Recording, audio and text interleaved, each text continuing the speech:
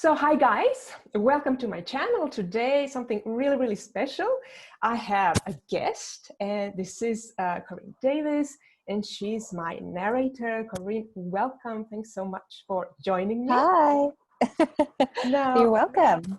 I obviously know you from narration. That's how I got to, that's how I met you, but you are an actress and you do film and series and other book narrations. So tell me more about your background. How did you get to where you are now?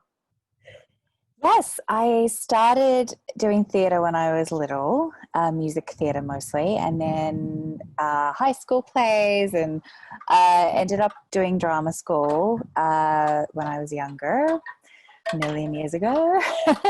And then from there, I started working primarily on stage, and then a couple of film roles, and I moved to Perth in Western Australia, which was a weird move, and that led me to voiceover. So I started in commercials, and then from there I did a little bit of TV, did more theatre, ended up moving to Los Angeles in 2014, 2015, and then got into the voiceover world here and did lots of classes. And then someone said one day, you should do audiobooks. And I love books. I love reading. I love stories, and had always dabbled in lots of accents. So I started kind of doing that on the side of other jobs and other acting gigs. And then, I went full time as an audiobook narrator at the start of this year. So supporting other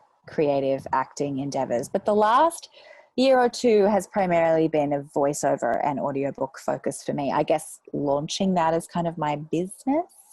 And but I'm still acting and still in classes and still actively looking for work. But we all know this has been a really weird year. So being able to do audiobooks and voiceovers from home has been a huge godsend, because no one else is really doing anything on camera or theatre or anything like that. So that's kind of how it happened, and I love it. Like it feels like, I mean, it is a performance, so it still feels like acting. But absolutely. And we're going to touch on that now.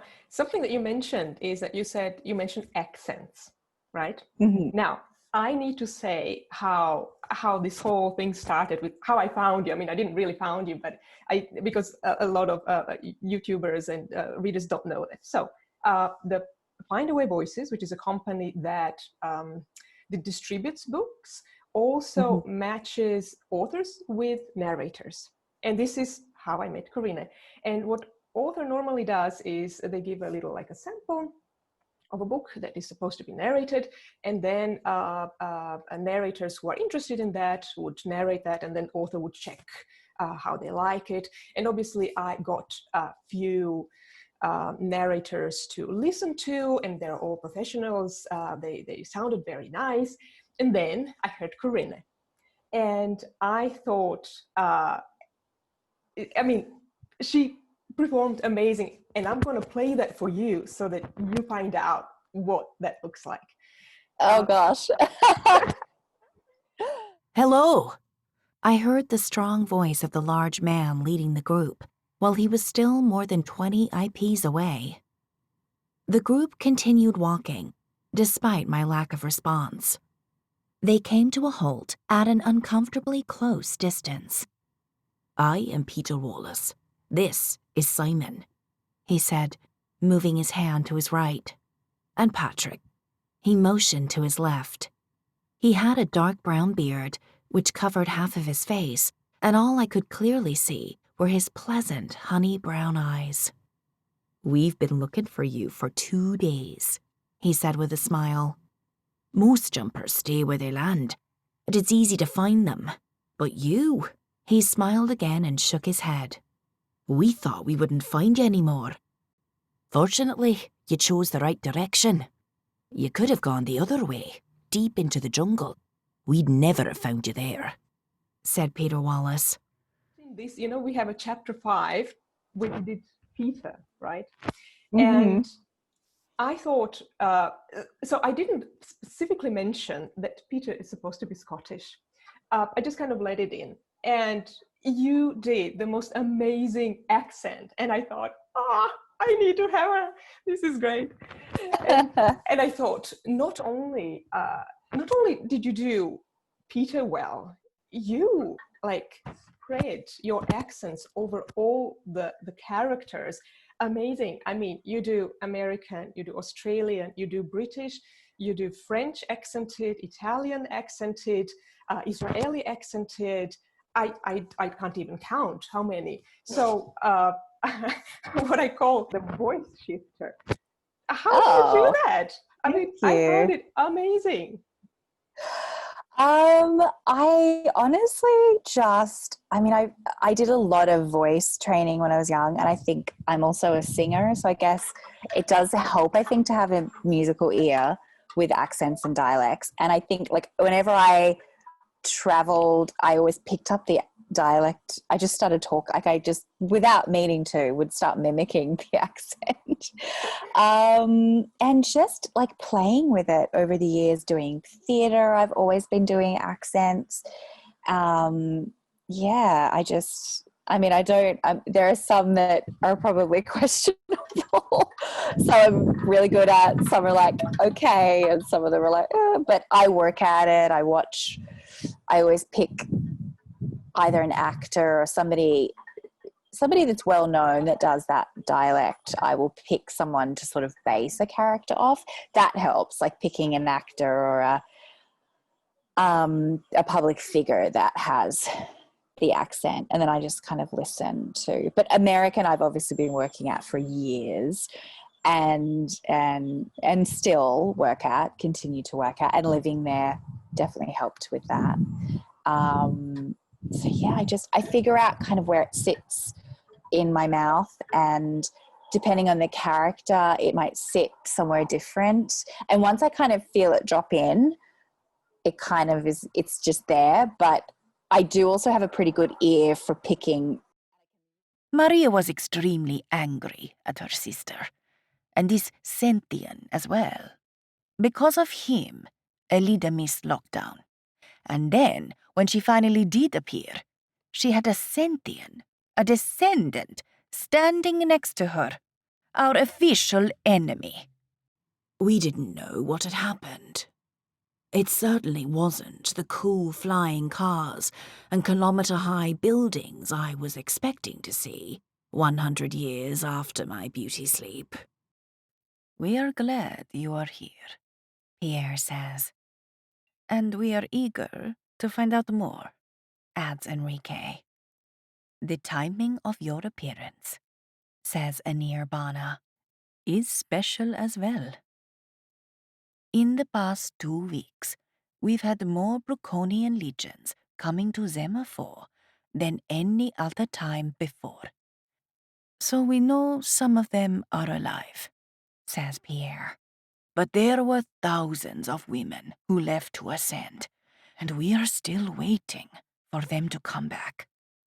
And naturally, many of us are afraid that our wives, our daughters, our sisters will be taken away at the next ascent. Now, do some work, mate. You've been lazing around for 10 minutes. Look at everyone else. I don't really know. I think it's just practice, and really just playing around and practicing and having sometimes I'll have little phrases that will lead me into an accent. I see.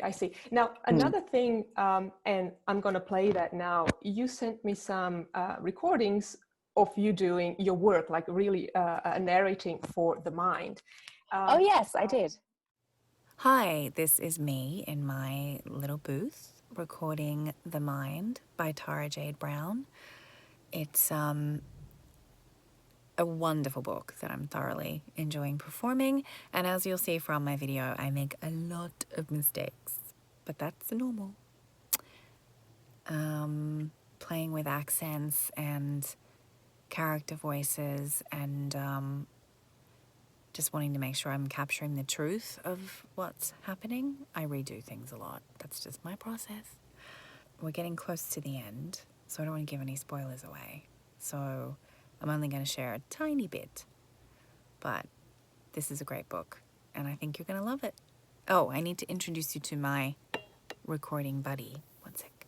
This is my puppy, Jill.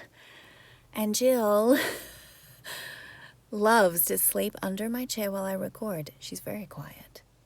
She occasionally shuffles herself around, but she's my buddy. She's my love. And I don't know if it's a compliment that my voice puts her to sleep, but she just comes in and sleeps. So she's part of this. Mwah. Bye. Bye, everyone. I will see you tomorrow, says Michelle. Please follow Marco, all right? We will. Thank you, Michelle. Jay says, then takes my hand and walks out a few steps behind Marco. It's dark. The windy streaks of grainy sand twist in the air against the black background. But I don't feel the wind or the cold. I am blissfully suspended in happiness as I watch my hand in Jay's. He took it spontaneously, without thinking.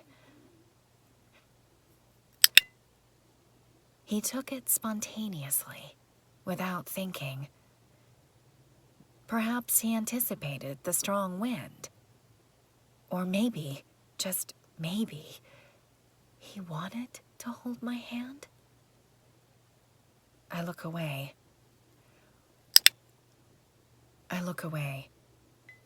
Don't be so naive, Dora. I mean, I'm not a narrator. I actually couldn't do it. But if I would do it, I would have like a dialogue and I would read a sentence and then I would make a stop and then go back. Oh, how does this character sound like? And then start again and do another character. But I see you do it like one after another. You just keep changing voices from one after another. And well, I have many questions about that. But how do you remember who sounds like what? I mean, especially we had like groups of people talking, many different characters and many different accents.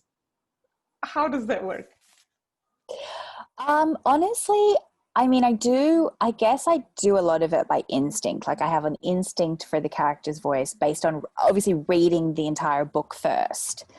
And then as I'm going through the recording, so usually it does start off a bit more like when I'm at the beginning of the book, I will do a lot more stopping and starting, and I have a little file where I drop in all the character voices. So as I encounter a new character, I'll pick up a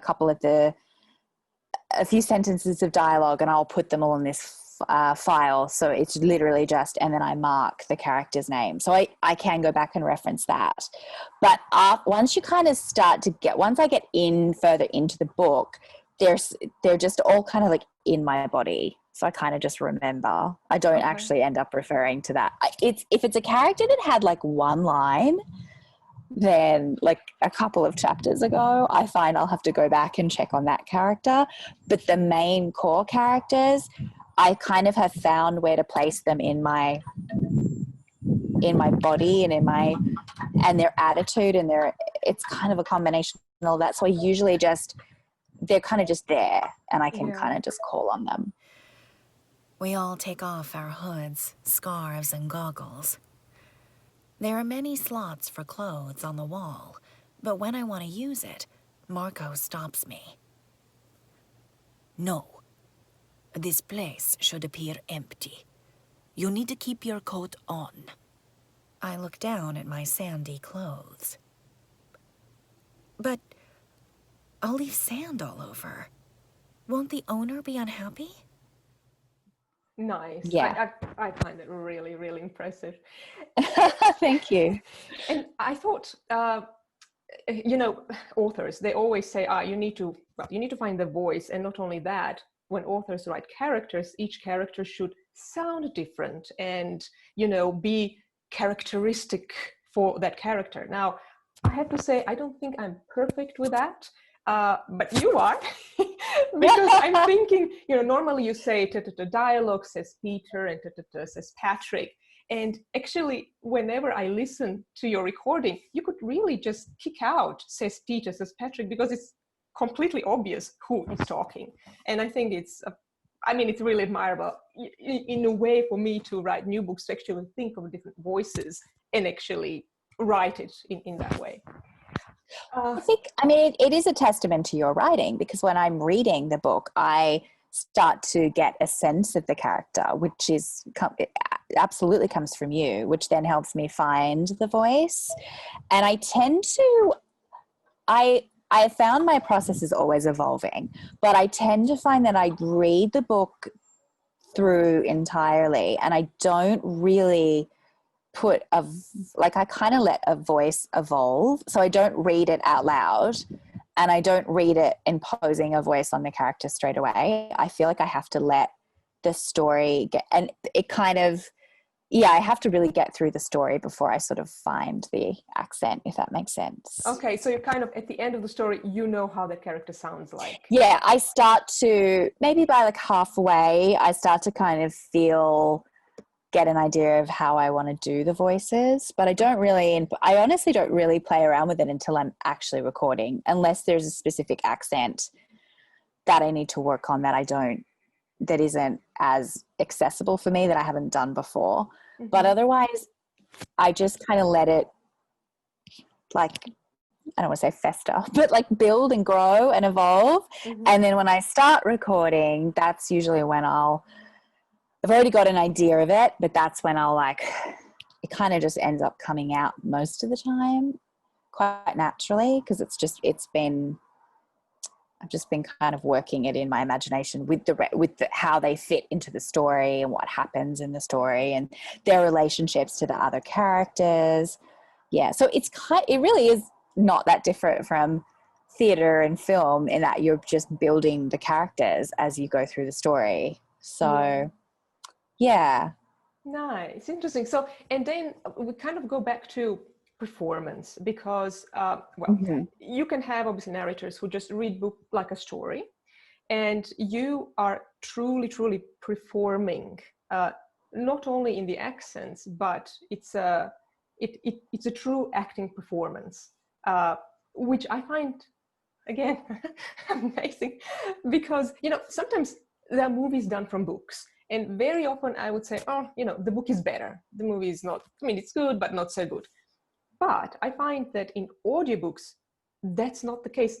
In fact, quite the opposite. I think in audiobooks, you get more out of the book than just reading, I find. Mm. And again, that goes back to performance, which is why, I think, getting a really good narrator is so worth it, because it absolutely lifts up your story to a whole different level. So then going back to, when you prepare, first of all, there's a book that you might or might not want to do. I have kind of two questions. What does it depend on? Which book will you say, I like it, I want to do it, which you would say no? And then the second question kind of goes into, how do you prepare for the book, before you start? What is logistics? What do you need to do to get into the process? Mm-hmm. So as it's pretty much my full-time job, I don't really, if I get a book, I don't say no to a lot of things. I don't really do, I don't really do erotica or anything like that. I do some romances that maybe get a little steamy, but I don't really do the erotica stuff. It's not really my thing. So I have said no to I'll get auditions, and there will be some that I will just decide not to. If I don't feel like I can serve the story or that I'm the right fit, I will, because it's a lot of work to audition for an audiobook. I usually try to look up, a lot of them are already on Amazon, so you can read reviews, and if you don't get the full book, I won't read the full book, but I'll try to read a bit of the book around the audition scene, whatever the author's chosen. to get an idea of the context of the scene and the characters. And sometimes reviews are really helpful because people will talk a lot about the overall story and tone and the characters, and that can help me figure out how to approach the tone, the pace, like all of that sort of stuff, and what kind of world it is, and also the genre. It helps you understand the genre, which is often can also help me figure out what kind of tone and pacing that I should be going for. So there's a lot of work. So I am a little more selective with what I audition for. And sometimes, honestly, I'll get the occasional 1 hour book, like 8,000 words or something like that I usually don't do because the time involved. It's not really that profitable for me, to be honest. Okay. Unless it's something I really believe in or someone that I've already worked with, I will do it. But usually I don't do those. And if the writing is really, really bad, not any names, but sometimes I'm just like, I just don't think I can bring anything make something to this. out of that. Yeah, because what happens is, like, your writing is so wonderful. You get into such a flow and the story is so great. I mean, the second book was just, I cannot wait to read the third book. The second book particularly, everything all from the first book, it all started coming together and I was like, oh my God, I took all these twists and turns. And it was just such a great story. And it really, and I can get into my performance because I can start, I think you really get into a flow with the story, and when the writing is good, you make way less mistakes, like if after all the preparation has happened. So I think I answered the first part. The second part was, how do I prepare? It does depend on the book. But usually my process has evolved and changed. But yeah, I think I kind of touched on it a little bit before as well with the accents. I would just read it, just a straight read, not really. I started out making little spreadsheets for myself of the characters and highlighting them, and I didn't find that was necessary. Mm-hmm. I just wanted to have one read because I kind of need to visualize it in my mind. So then when I actually start performing it, it's like I have to see it really clearly, because if I'm seeing it really clearly, then the person listening is going to see it really clearly, and it's going to flow, and I'm not going to really need to put too much, particularly the narration. I'm not really going to have to put too much on it if I'm really there and really seeing it. So, but if there's any specific accents I have to work on, I will work on those. If there's crazy pronunciations, then I might do those, like look up words and things like that. I just did one that was set in ancient Roman times, and so there was a lot of place names that I had to look up. Yeah. And a lot of stuff that I couldn't find. So I was just some pretty interesting words there, but it was fun. It was a great story. It was about female gladiators. Okay. So, yeah, it was a really good story. So yeah, basically I found that I'm kind of doing less than I was in the preparation, because I didn't find that the highlighting and all that sort of stuff was really necessary for me. Once I read the book, I would then play with the characters, and then it's just a matter of scheduling in the recording sessions, and then everything takes twice as long as I think it's going to take.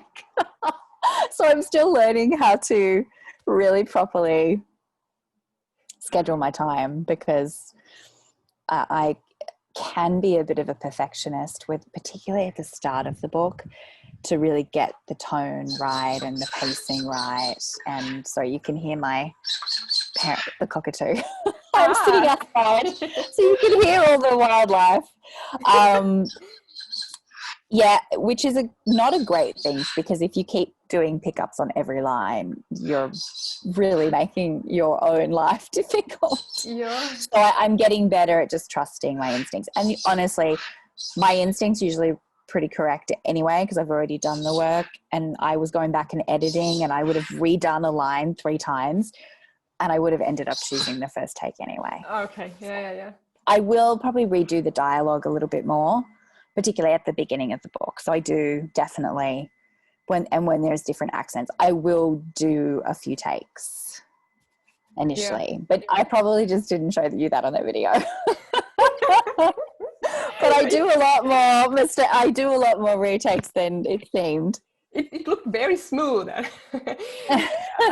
Another thing, is there was one part where you did, and I think it was with Marco, and he does the nice Italian English accent, which was great. That was fun. I heard you doing clicks.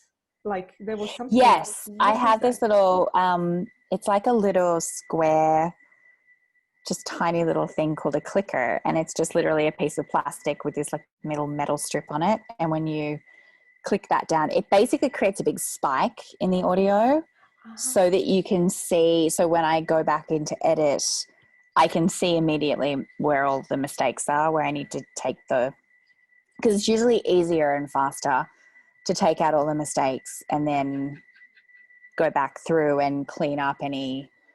Also, my amazing husband helps me edit a lot.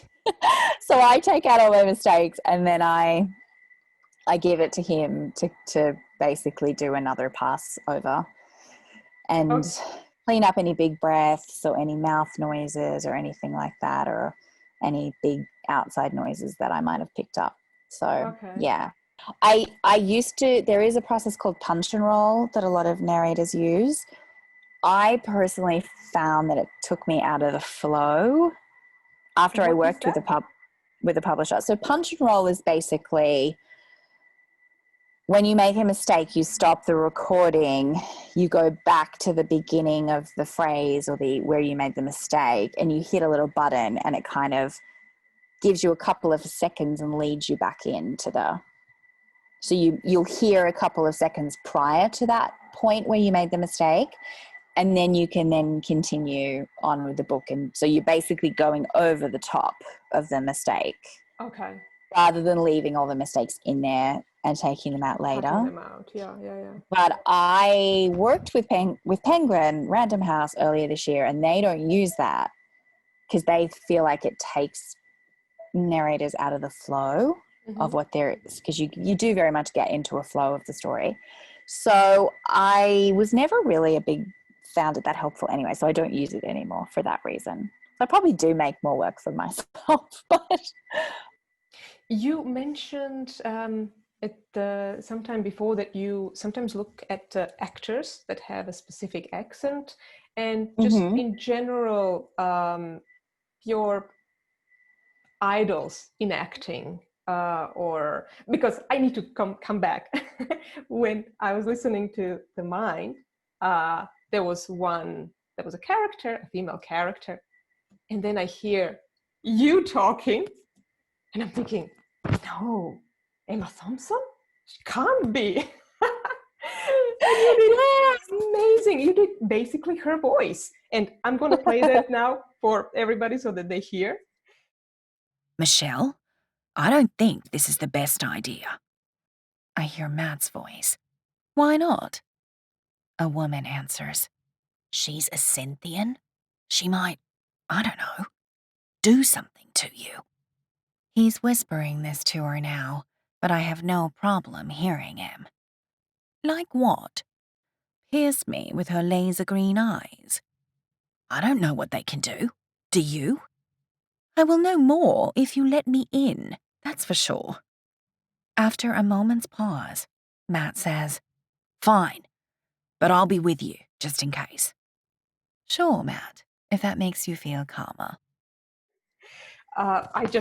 So I'm guessing Emma Thompson is one of your idols. Oh, yes. I love her. Oh, yeah, Emma Thompson, definitely. Meryl Streep. Kate Blanchett.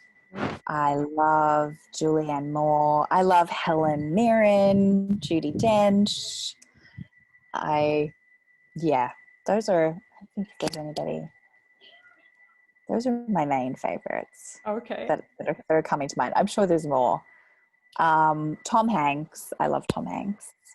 I know I just listed a whole bunch of women because I'm a woman, so I tend to gravitate towards women. Yeah, Glenn Close, Jane Fonda. I love all those strong, like, they don't really care what anybody thinks of them kind of women. Naomi Watts, big fan of hers. Mm-hmm. Yeah. Sometimes actors, when they are acting on camera, they sometimes change dialogues because they feel this character needs to be just a little bit different, and often it's correct. And mm-hmm. How does that work in books? Does it happen, or what do you think? No, I would never, unless there's a typo, which does happen, or there's a very obvious word missing where I'm like, that sentence doesn't. I will maybe fix that as I'm going.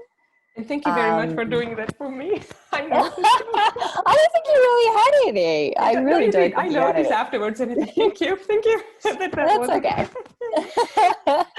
But sometimes, when you're speaking something out loud, there may be the odd sentence where I'll have to just, I will hit the wrong word or hit the phrase the wrong way, and I'll have to like go back and reread it. But no, I don't.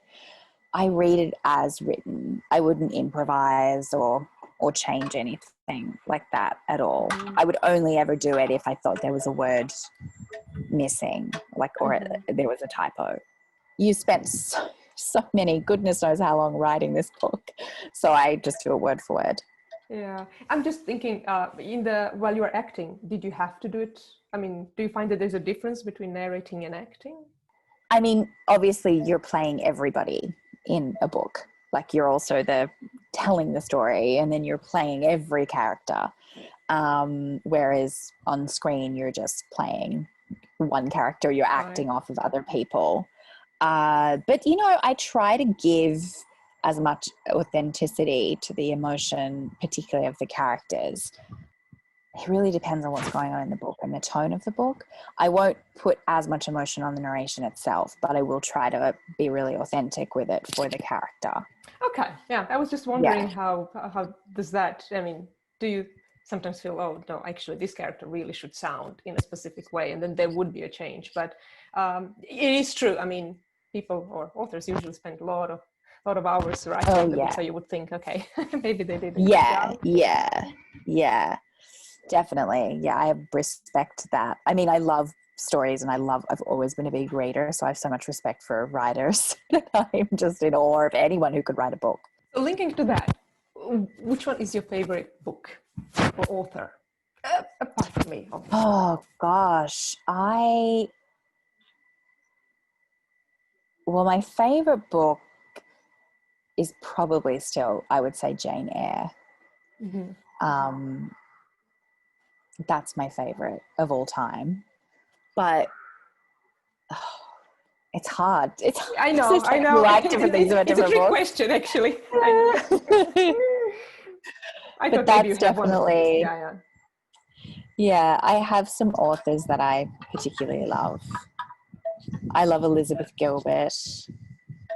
I love Cheryl Strayed.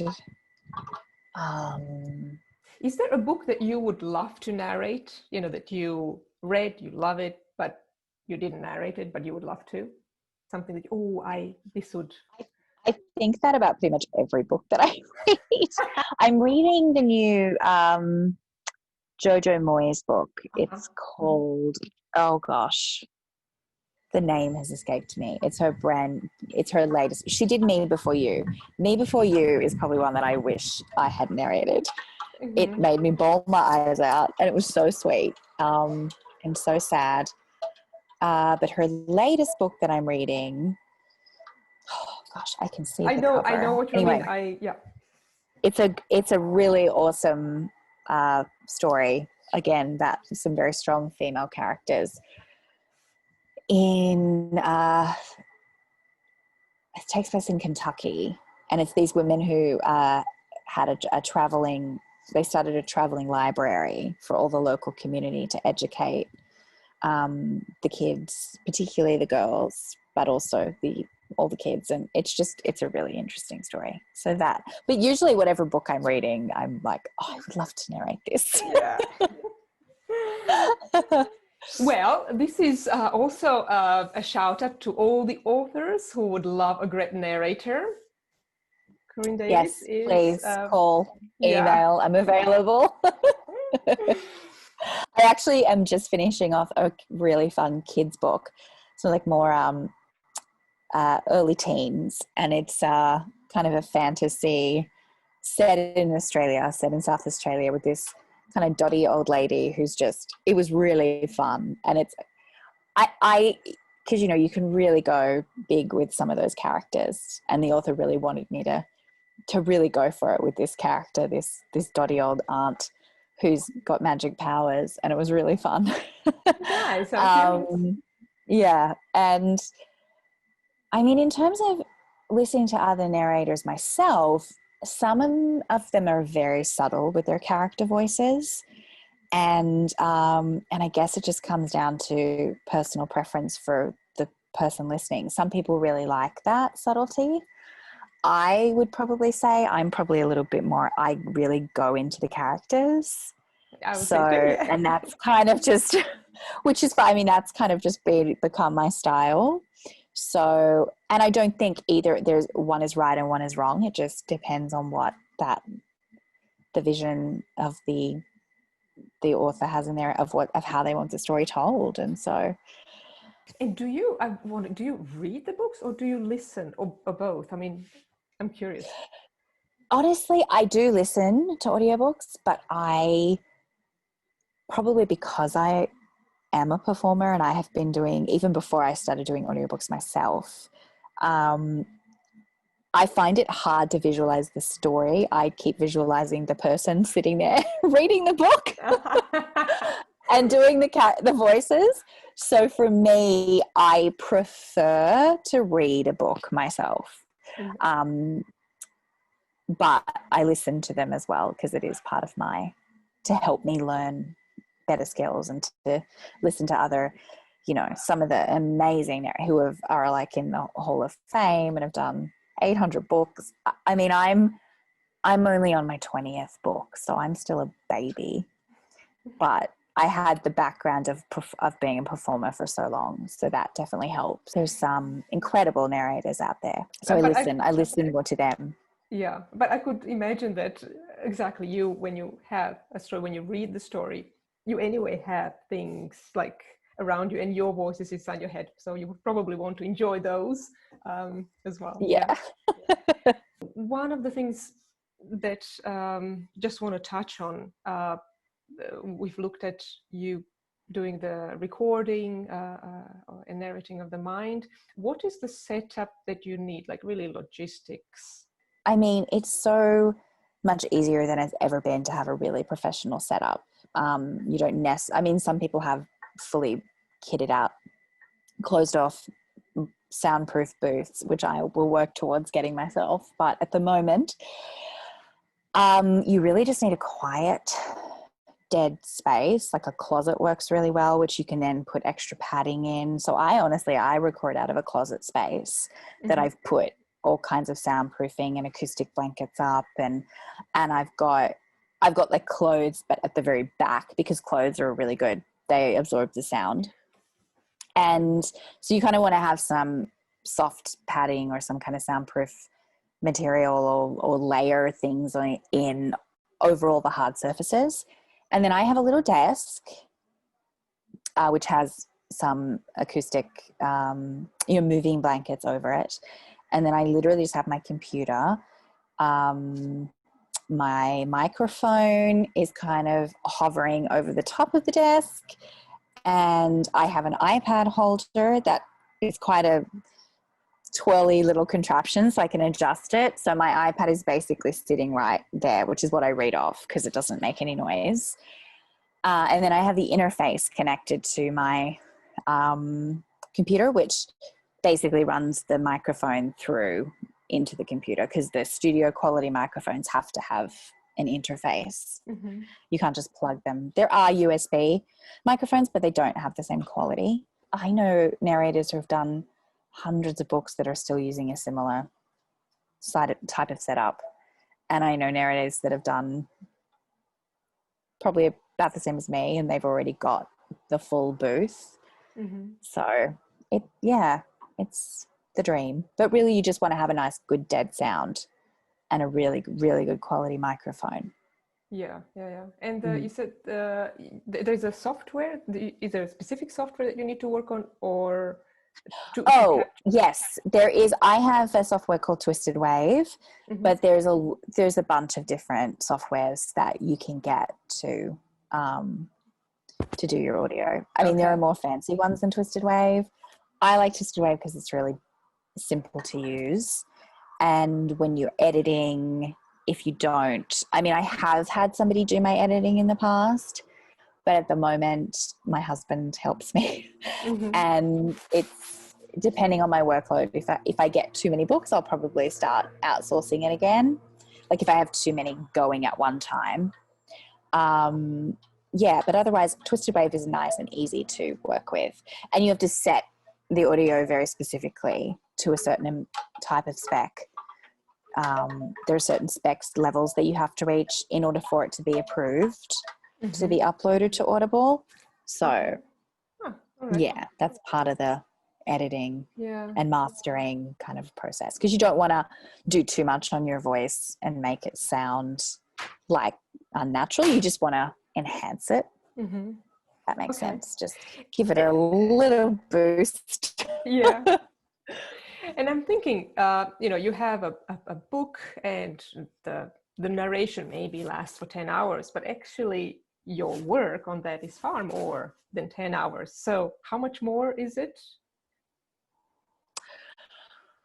Oh gosh, it's probably, I'd say my rough ratio, again, it depends on the book. Some books take longer. It's probably about 5 hours of work to get 1 hour of audio. One finished hour of audio is probably about 5 hours of work. By the time you read it, you perform it, and you edit it. It's quite a lot. You touched a little bit at the beginning that acting and narrating, and we are currently now in COVID time and lockdown time. And how do you compare narration? How is it before? How is it now? Do you feel any difference in your job? Well, it's funny because I went full time at the start of this year because I did have a day job that was kind of supporting my artistic endeavors, and that came to an end.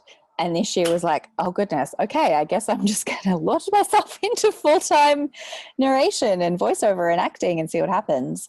So I don't really have a gauge, but I've been lucky I haven't had like a huge queue of work, but I've been lucky for it to be consistent. So I'll sort of get to the end of a book and then another book will come in.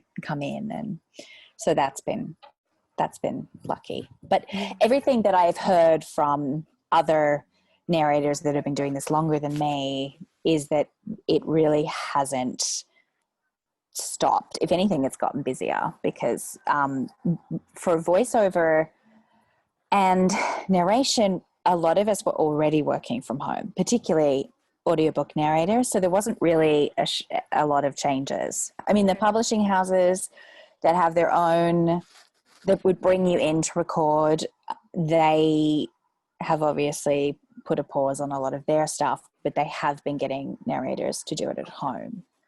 So I worked for Penguin literally I finished up a book and the next day they closed their studios. Okay. So I would have normally gone back to do a pickup session, and they decided that they weren't going to worry, because I think the pickups, thankfully, I had a director for that. So she was reading along, and she was kind of, if I said the incorrect word or anything like that, she was pretty on it. So I don't think we'd made a ton of mistakes anyway. So they sort of just said, we're not going to do a pickup session because we couldn't. But I think for narration, exactly as you say, you can do it from home. If anything, it can just continue sort of as smoothly as before. And the audiobook industry is just, it's growing and growing and growing. And I'm sure through people being at home, it's just been even more. Yeah, audiobooks are even more popular than I think they've ever been.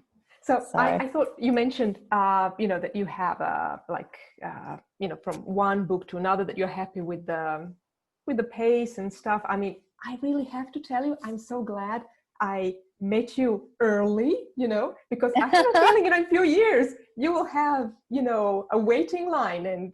And anyway, so I'm glad I'm with you. Yay! Oh, me too. I'm glad I met you as well, and I hope that's the case. Yeah, I definitely think I have had a couple of books in a row, but my process is that I only work on one at a time. So I would basically but obviously when you're full time, you can record every day and it cuts a lot of the production time down. So I'm getting faster and faster at turning them around because that's really my only, whereas I was fitting it around other jobs before. Now it's my only job. So, but yes, I think I like to sort of immerse myself in the world and the characters of just one book at a time. So if there is another book in the queue, it goes in the queue. I may be editing and recording a different book, that's fine.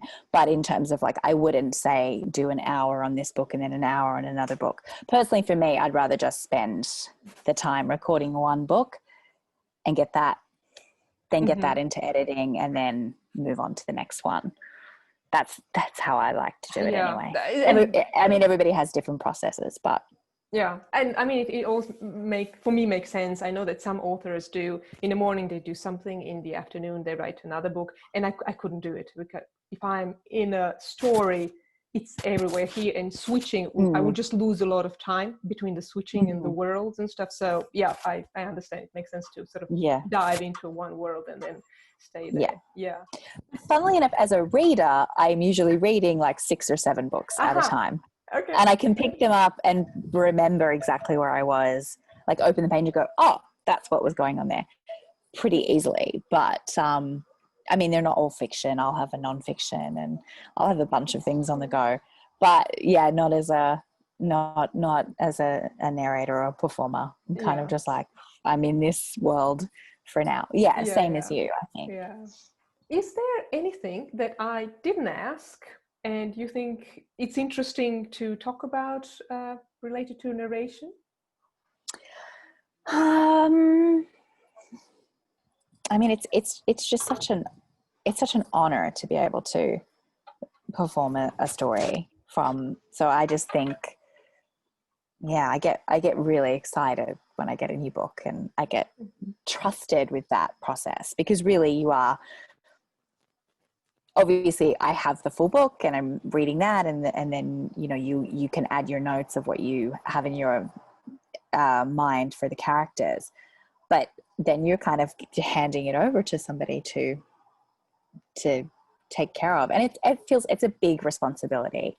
So I always want to do my absolute best job on and take every book. And look, there are books that are maybe not as, I have definitely had some that are a little more challenging with just the different styles of writing. But I still you basically want to fall in love with the world and the characters and the story and give it everything you have. So you try not to judge the book, if that makes sense, or the characters. Does that make sense? I don't know. But that's just